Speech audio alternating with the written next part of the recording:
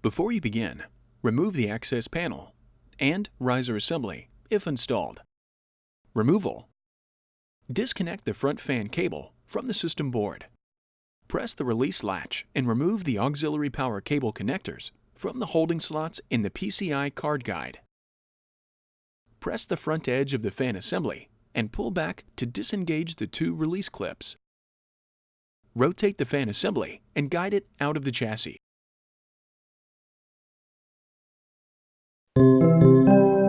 Replacement.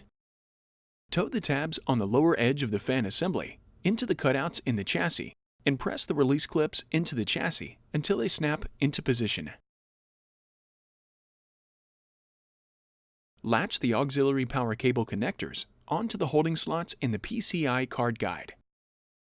Connect the front fan cable into the connector on the system board.